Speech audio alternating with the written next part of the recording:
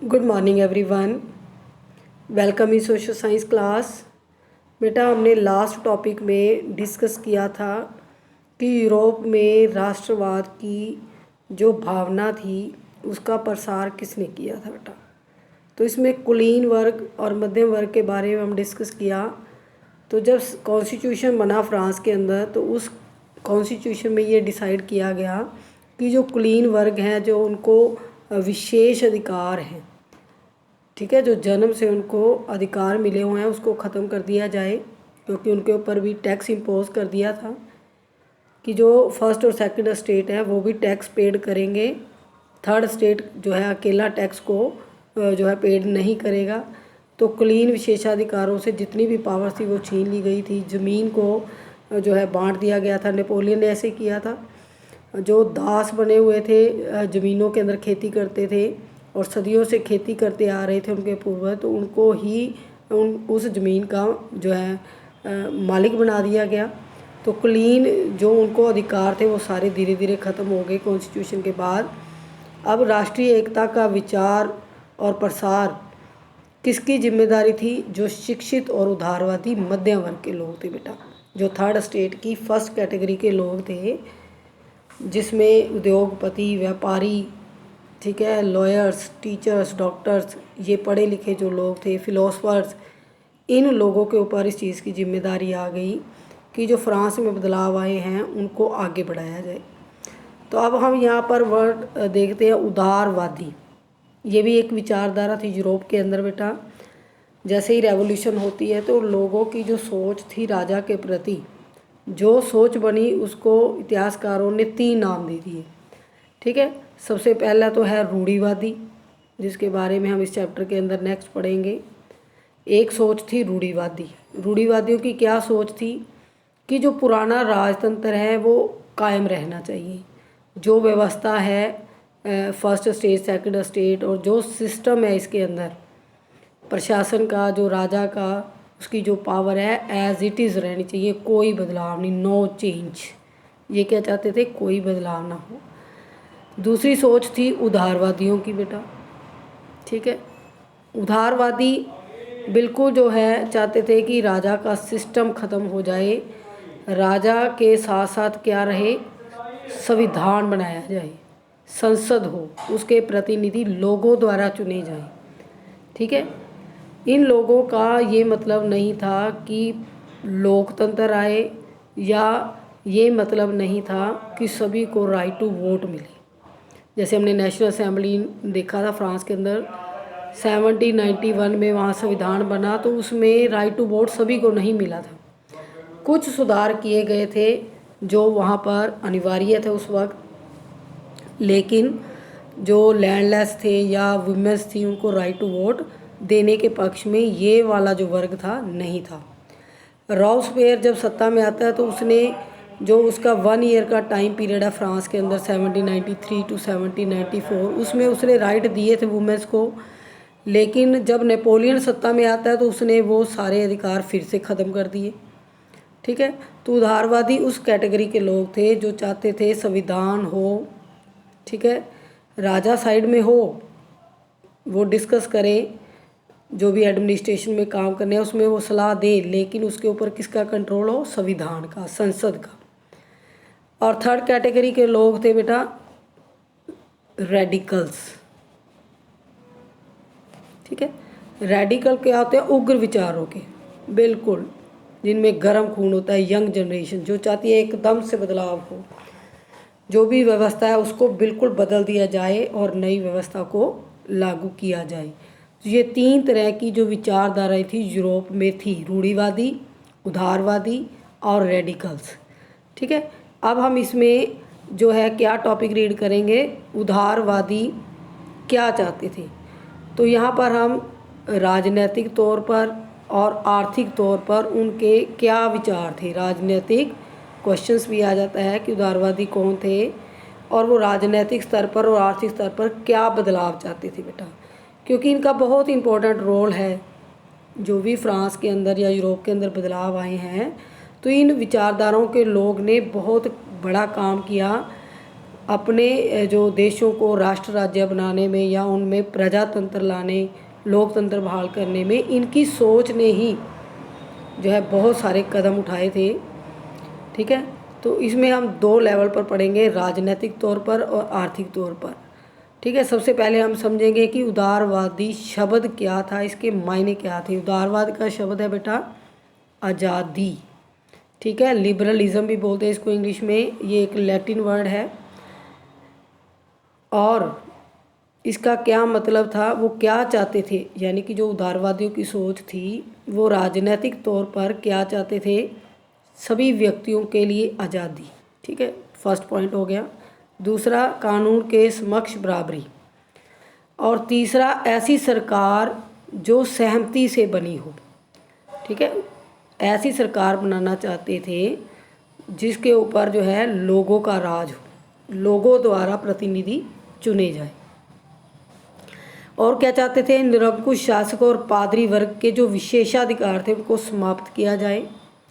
ठीक है, next point बन सकता है, संविधान और संसद के जो प्रतिनिधि थे वो जनता द्वारा चुने जाएं। ठीक है, और निजी संपत्ति जो थी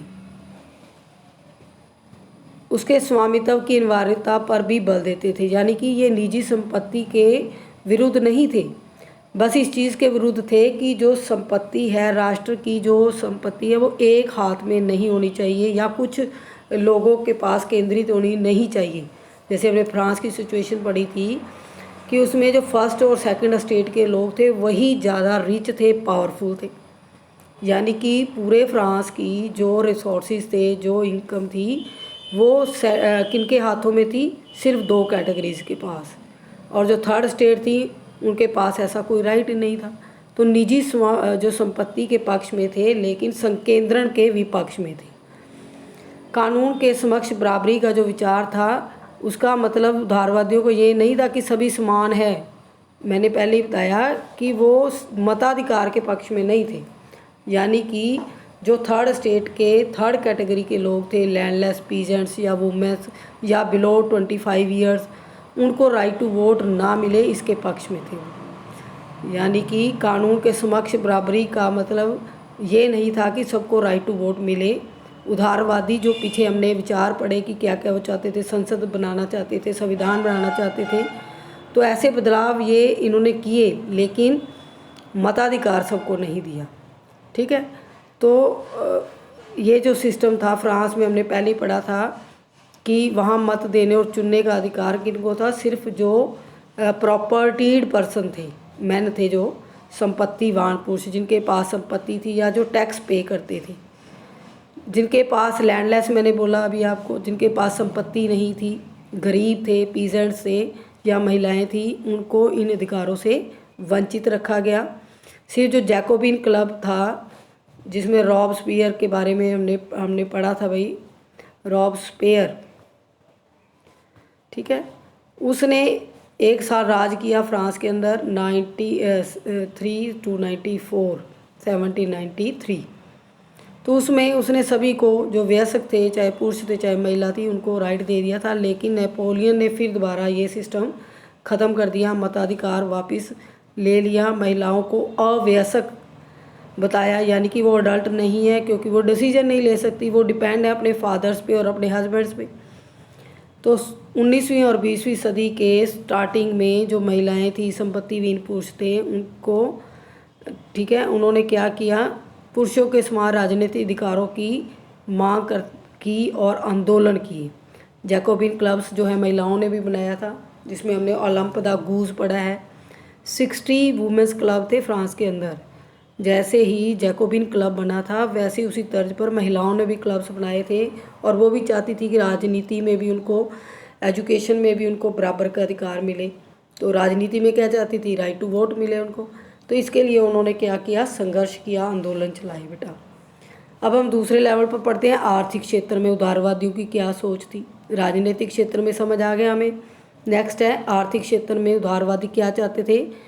वो चाहते थे कि बाजार मुक्त हों, यानी कि उसमें वस्तुओं का, चीज़ों का, पूंजी का, लोगों का जो आवागमन है वो बेरोक टोक हो, उसके ऊपर कोई नियंत्रण ना हो, यानी कि ये सिस्टमेटिकली फ्रीली चलने चाहिए, इंडिपेंडेंट है। जैसे आप बाज़ार में जाते हैं, हम जो हमें जो चीज़ें चाहिए हम आसानी से ख़रीद लाते हैं, हमारे पास पैसा होता है और जो करेंसी है वो भी एक है, रुपीज़ है बेटा। तो हम कहीं भी जाकर जो है अपनी नीड के अकॉर्डिंग गुड्स को परचेज़ कर सकते हैं। लेकिन उस वक्त की बात कर रहे हैं 18 जो है सेंचुरी की, तो उस वक्त जो थे बाज़ार जो थे वो टोटली राजा के नियंत्रण में थे। बाज़ार में क्या सिस्टम चलना है, कौन लोग जो है सेल परचेज कर सकते हैं, ठीक है। तो ये जो सारा नियंत्रण था वो राजा के पास था, क्योंकि राजा क्या था, डिक्टेटर था ना। इसी तरह जो चीज़ें थी, जो पूंजी थी वो भी अलग अलग थी, करेंसी जो थी वो बहुत ही ज़्यादा अलग अलग थी, माप तोल जो है वो भी डिफरेंट था। तो आर्थिक क्षेत्र में उदारवादी चाहते थे कि बाजार मुक्त हों, जिससे चीज़ों और पूंजी का आवागमन आसानी से हो सके। और ये डिमांड किसने की थी, उदारवादियों ने, यानी कि मध्य वर्गों ने। उदारवादी कह लें या मध्य वर्ग के शिक्षित लोग कह लें, एक ही बात है बेटा। यह जो मांग थी जर्मन भाषी इलाकों में सबसे पहले की गई, जहाँ पर जर्मन भाषा बोली जाती थी, और नेपोलियन ने इन इलाकों में कब्जा किया। तो उसने क्या किया, जितने भी जर्मन राज्य थे जो अनगिनत थे उनको, उनकी संख्या एक फ़िक्स कर दी। 39 राज्यों में उनको एक गण संघ बना दिया, यानी जर्मनी जो बहुत सारे छोटे छोटे प्रांतों में बटा हुआ था उसको गण संघ बना दिया। और उसमें कितने राज्य शामिल थे, 39, ठीक है। और इसमें एक जैसी मुद्रा और नाप तोल की प्रणाली अपनाएगी, यानी कि जो 39 स्टेट थे उनमें एक जैसा यूनिफॉर्म सिस्टम कर दिया। लेकिन गण संघ बनने से पहले वहाँ क्या सिस्टम था, एग्जाम्पल है ये, 1833 में अगर हैम्बर्ग से न्यूरेमबर्ग में किसी व्यापारी ने अपना माल बेचना है तो उसको 11 सीमा शुल्क नाकों से गुजरना पड़ता था। यानी कि यहाँ से वो चला व्यापारी तो यहाँ टैक्स दे रहा है, यहाँ टैक्स दे रहा है, यहाँ टैक्स दे रहा है, तो ऐसे करते करते जो है 11 सीमा शुल्क। मान लो हमने अपनी स्टेट के अंदर हमारे पास 21 डिस्ट्रिक्ट है, तो हर डिस्ट्रिक्ट का अपना एक जो है टैक्स सिस्टम होगा। तो it is very difficult to exchange goods and money, बहुत डिफ़िकल्ट होगा ना कि हम अगर 21 हमारी डिस्ट्रिक्ट है तो 21 बार हमें एक चीज़ के लिए टैक्स देना पड़ेगा, तो वो चीज़ कितनी महंगी हो जाएगी। तो यहाँ पर अगर ऐसा सिस्टम रहेगा तो फिर बिजनेस करना कितना मुश्किल हो जाएगा। जो चीज़ें आसानी से अब लोगों को मिल जाती हैं वो नहीं मिल पाएंगी, क्योंकि एक तो कीमत ज़्यादा हो जाएगी और दूसरे लोग इंटरेस्टेड ही नहीं होंगे, क्योंकि 11 टाइम या 21 टाइम हमें टैक्स देना पड़ रहा है तो उस चीज़ की कीमत उसकी लागत से ज़्यादा हो जाएगी, उसकी कोई जो है उसको कोई ख़रीदेगा ही नहीं, तो व्यापार जो है वो सुचारू ढंग से नहीं चलेगा। तो ऐसा ही वहाँ पर न्यूरेमबर्ग और हैम्बर्ग जर्मनी के दो छोटे छोटे जो हैं सिटी हैं, और उसमें अगर लेन देन कर रहे हैं तो ऐसे टैक्स देना पड़ता था, ठीक है। और हर जो है आगे सीमा शुल्क पर 5% टैक्स इंक्रीज़ होता जाता था, 5%, 5%, 5%, ठीक है। इसके साथ साथ ही जो व्यापारी लोग थे उनकी जो चीज़ें थी जिनको वो एक्सचेंज करना चाहते थे या सेल करने के लिए लेके जा रहे होते थे, तो उसके भार के ऊपर भी अलग अलग जो है क्या था, टैक्स, यानी कि उनके वेट के अकॉर्डिंग जो चीज़ें वो बेचना चाहते हैं या लेकर जा रहे हैं तो उनका टैक्स भी जो है वजन और आकार के अनुसार अलग अलग था। हर क्षेत्र में नाप तोल की व्यवस्था भी अलग थी, जिससे हिसाब लगाना भी बहुत मुश्किल होता था बेटा। जैसे कपड़ा मापने की एक इकाई थी LA, जैसे हमारे यहाँ मीटर सेंटीमीटर्स होते हैं बेटा, सभी जगह एक जैसी लेंथ होती है। लेकिन इस व्यवस्था से पहले क्या था, जर्मनी के जो 39 स्टेट्स थे उसमें सभी जगह पर अलग अलग इकाई थी, अलग अलग पैमाना था वस्तुओं को मापने का।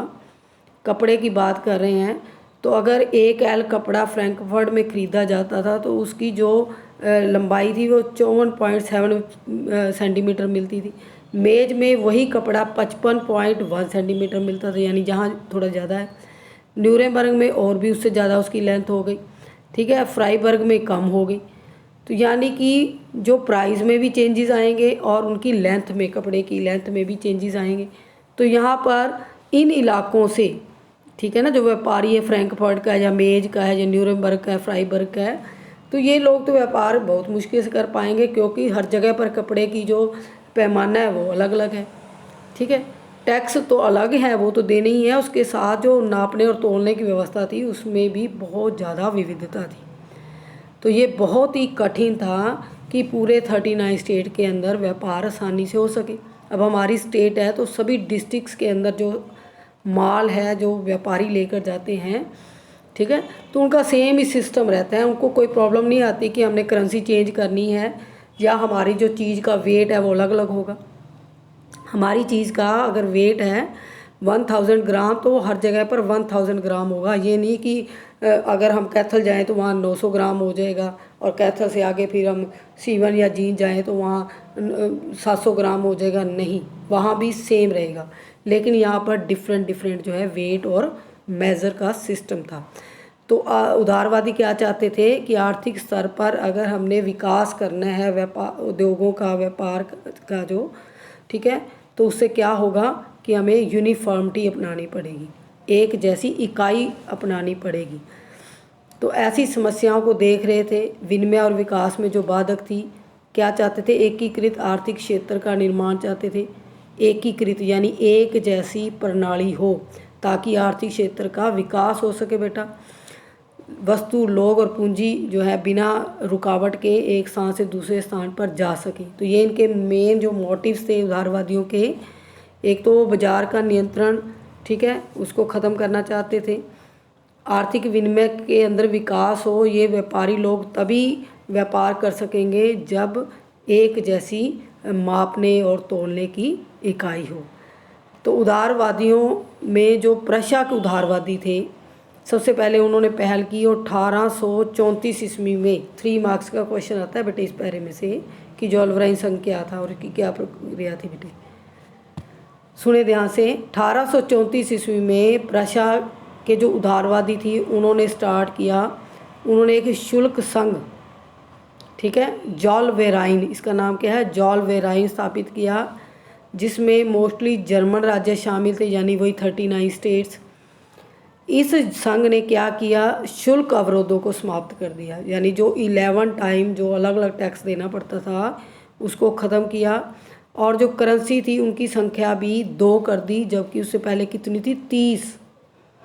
यानी कि देखो 11 बार तो सीमा जो है शुल्क देना पड़ता था और 30 बार उनको करेंसी बदलनी पड़ती थी। तो ये भी कितना डिफ़िकल्ट था। अब अगर हमने कैथल या करनाल शॉपिंग करने जाना है तो हम वहाँ की करेंसी लेकर चलेंगे तो हमारे लिए कितना मुश्किल होगा। शॉपिंग तो क्या करनी है, पहले करेंसी चेंज कराने के चक्कर में ही पड़े रहेंगे।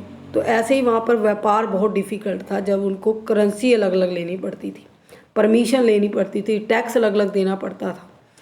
तो इन चीज़ों को उदारवादियों ने ख़त्म करने के लिए जोल्वेराइन संघ बनाया कि कोई भी जो व्यापारी संघ है किसी भी टाइप का शुल्क नहीं देगा, ठीक है, और एक जैसी करेंसी को सभी लोग एक्सेप्ट करेंगे। तो 2 करेंसियाँ कर दी 39 स्टेट्स के अंदर। और इसके अलावा रेलवे का भी विस्तार हुआ, जिससे गतिशीलता वस्तुओं की गतिशीलता, यानी गतिशीलता वस्तुओं को आसानी से एक स्थान से दूसरे स्थान पर ले जाया जाने लगा और जिससे राष्ट्रीय एकीकरण का विकास हुआ। राष्ट्रवादी भावनाओं का जो लहर थी वो मजबूत हुई बेटा। तो उदारवादियों का रोल हमने राजनीतिक स्तर पर और आर्थिक स्तर पर पढ़ा कि वो क्या बदलाव चाहते थे और उन्होंने क्या किया। अब नेक्स्ट टॉपिक में बिल्कुल ही जो हमारा टॉपिक चल रहा था कि 18वीं शताब्दी के मध्य में क्या बदलाव हुए, उदारवादियों ने क्या चाहा, नेपोलियन ने क्या किया, ठीक है। अब इसके बिल्कुल विपरीत एक नया रूढ़िवाद शुरू होगा बेटा। अब इसके पीछे भी एक हिस्ट्री है, ठीक है। क्या हिस्ट्री है कि 1815 जो टॉपिक है नया रूढ़िवाद बेटा। 1815 क्यों लिया गया है, यहाँ हम बात कर रहे हैं 1804 से लेकर 15 तक फ्रांस के अंदर किसका राज रहता है बेटे, नेपोलियन का, ठीक है। तो नेपोलियन ने 1804 ईस्वी में फ्रांस की सत्ता को संभाला और उसने सत्ता में आते ही फ्रांस के अंदर प्रशासनिक तौर पर बहुत सारे बदलाव किए, we had already discuss in the last topic. जैसे ही उसने बदलाव किए और उसने युद्ध नीति को भी साथ में ही अपनाया, और 1804 से लेके 1815 तक उसने फ्रांस के आसपास जितने भी प्रांत थे, पड़ोसी इलाके थे, उनको हथिया लिया। और 1815 तक, क्योंकि वो एक महत्वाकांक्षी शासक था। महत्वाकांक्षी क्या होता है? ऐसा राजा जो अपनी सीमाओं को बढ़ाना चाहता था, दूसरे राज्यों को जीत कर अपने में मिला रहा था। तो नेपोलियन भी एक वॉरियर था, एक योद्धा था, उसने भी ऐसा ही किया, क्योंकि एक मिलिट्री कमांडर था और बाद में ये जो है फ्रांस की सत्ता में आ जाता है। तो बेटा ये स्टोरी जो है आपको जाननी ज़रूरी है कि नेपोलियन जो था उसका उदय अगर हम देखें कि कहाँ तो वो मिलिट्री कमांडर था और कहाँ वो फ्रांस का राजा बन गया। तो इसके पीछे क्या स्टोरी थी बेटा? क्योंकि फ्रांस के अंदर लगातार जो आम लोग थे, थर्ड स्टेट के लोग थे, मांग करते जा रहे थे, और 1793 के आसपास लोगों ने क्या किया, लुई 16 को सज़ा सुना दी और उसको फांसी के तख्ते पर लटका दिया। बहुत बड़ा काम था उस वक्त जब राजतंत्र था, निरंकुश तंत्र था यूरोप के अंदर। तो जो आसपास के पड़ोसी देश थे, ठीक है, जो पावरफुल किंगडम्स थे, जैसे हमने यूरोप के अंदर पढ़ा ऑस्ट्रिया, प्रशा, ठीक है, ये जर्मनी के पावरफुल राष्ट्र थे। ब्रिटेन, ठीक है, ब्रिटेन जो है नॉर्थ में है फ्रांस के। रशिया ये ईस्ट में है, ठीक है, और ऑस्ट्रिया, प्रशा बिल्कुल पड़ोसी देश हैं किसके? फ्रांस के बेटा।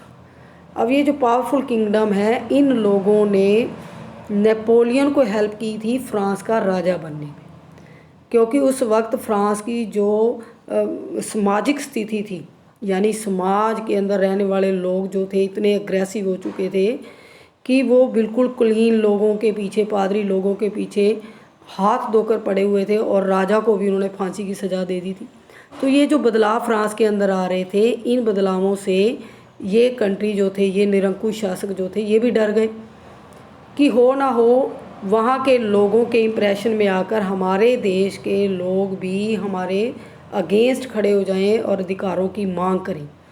तो अपने लोगों की आवाज़ को दबाने के लिए इन्होंने क्या किया? नेपोलियन को सम्राट बना दिया, ठीक है। और नेपोलियन ने ऐसी सख्त कार्रवाई की राजा बनने के बाद कि आम लोगों की जो आवाज़ थी वो दब गई। अब किसी की हिम्मत नहीं थी कि वो राजा के अगेंस्ट बोल सके। तो थोड़ी देर के लिए जो उदारवादी थे, क्रांतिकारी थे, वो शांत हो गए थे नेपोलियन के सत्ता में आने से। लेकिन 1804 के बाद जब सम्राट बना तो उसने सारे बदलाव कर दिए फ्रांस के अंदर। लेकिन वो महत्वाकांक्षी भी था। उसने क्या किया? युद्ध नीति को अपनाया, ज़्यादा से ज़्यादा युद्ध किए, और अपनी फ्रांस की जो टेरिटरी को बढ़ाने के लिए उसको और ज़्यादा प्रॉस्पर करने के लिए उसने क्या किया? आसपास के इलाकों को कब्जे में ले लिया। जैसे जैसे वो आगे बढ़ता गया, युद्ध जीतता गया, तो इन्हीं देशों को जिन्होंने हेल्प की थी नेपोलियन की, इनको खतरा हो गया कि हो ना हो नेपोलियन जो है हमारे देश पर भी चढ़ाई कर देगा और हमारे इलाके को भी अपने इलाके में शामिल कर लेगा। तो इन्हीं लोगों ने मिलकर क्या डिसीज़न लिया, वो इस टॉपिक में हम डिस्कस करेंगे कि 1815 में नेपोलियन को इन लोगों ने मिलकर हरा दिया बेटा। अब ये इसके ऊपर अंकुश कैसे लगा सकते हैं? क्योंकि वो तो बहुत पावरफुल है और वॉरियर भी है, मिलिट्री कमांडर था, उसको युद्ध करना आता था, युद्ध पे युद्ध करता जा रहा था, जीतता जा रहा था नेशंस को। तो इसको रोकने के लिए नॉर्थ से ब्रिटेन, ईस्ट से रशिया, ठीक है, और साइड से ऑस्ट्रिया, प्रशा, इन्होंने अपनी सेनाओं को भेजा और इसको ब्रिटेन के अंदर वाटरलू था, वाटरलू जगह है बेटा, वहाँ पर नेपोलियन को इनकी संयुक्त सेनाओं ने हरा दिया, ठीक है। इन सब की सेनाओं ने मिलकर चारों तरफ से घेर लिया नेपोलियन को। नेपोलियन हार गया और उसके बाद देखो फ्रांस के अंदर क्या होता है, नेपोलियन जो है वहाँ से भाग जाता है 1815 ईस्वी में। मरता तो नहीं है, उसकी डेथ नहीं होती युद्ध में, हार जाता है और भाग जाता है। डेथ होती है इसकी 1821 ईस्वी में। और 1815 के बाद जो फ्रांस के अंदर फिर सत्ता किसके पास आ गई? रूढ़िवादियों के पास। ठीक है, तो यूरोपीय सरकारें जो रूढ़िवादी भावना से प्रेरित थी, रूढ़िवादी कौन लोग थे? जो राजतंत्र चाहते थे, निरंकुश सरकारें चाहते थे। उनका मानना था कि जो राज्य है और जो समाज हैं या परंपराएं हैं, जैसे राजतंत्र, चर, सामाजिक ऊंच नीच का जो भेदभाव था, प्रथम स्टेट, द्वितीय स्टेट, तृतीय स्टेट, संपत्ति थी, ये सारी जो प्राचीन व्यवस्थाएं हैं वो एज इट इज़ रहनी चाहिए, उनमें कोई बदलाव नहीं होना चाहिए। ठीक है, लेकिन साथ में ही वो चाहते थे कि ये जो क्रांति के दौर हैं वापस ना आए, क्योंकि अगर इन सभी व्यवस्थाओं को, जो कुलीन विशेषाधिकार थे, ख़त्म हो गए थे, टैक्स सभी को पेड करना था, अगर यही व्यवस्थाएं दोबारा से सख्ती से लागू हो जाएंगी तो क्या पता फिर दोबारा से कोई क्रांति हो जाए। इस खतरे से इन लोगों ने क्या किया, क्योंकि इनको पता था कि क्रांति हो सकती है, राजा के विरुद्ध लोग खड़े हो सकते हैं, तो उन्होंने क्या किया, जो नेपोलियन ने परिवर्तन किए थे, जो नेपोलियन ने चेंजेस किए थे, आधुनिकीकरण, राजतंत्र संस्थाओं को मजबूत बनाने के लिए उसने जो सेनाएं बनाई थी उसको सेम रहने दिया, क्योंकि ये ज़रूरी थे अपनी पावर को, जो राजा थे अगर वो पावरफुल रहेंगे जब उसकी सेना पावरफुल है। तो नेपोलियन ने जो ये सिस्टम अपनाया था, क्योंकि अब इन सिस्टम्स की लोगों को आदत पड़ चुकी थी, अगर ये रूढ़िवादी बदलाव करते तो लोगों से फिर अधिकार छीन जाते। तो रूढ़िवादियों ने थोड़ा सा अपनी विचार में बदलाव किया। अब उन्होंने चाहा कि क्यों ना लोगों को थोड़े बहुत अधिकार दे दी जाए, लेकिन साथ में क्या किया जाए, अपने लेवल पर राजतंत्र को मजबूत किया जाए, सेना को मजबूत किया जाए, ताकि जब आम लोग कोई क्रांति करें तो उनको ये दबा सकें। इसलिए जो रूढ़िवादी थे उन्होंने सेना, कुशल नौकरशाही, अर्थव्यवस्था, सामंतवाद, भूदास्तव, ठीक है, इनको स्ट्रॉन्ग, साथ साथ में स्ट्रॉन्ग भी किया और लोगों को राइट्स भी दे दिए। तो बेटा नेक्स्ट जो है टॉपिक हम नेक्स्ट लेक्चर में डिस्कस करें।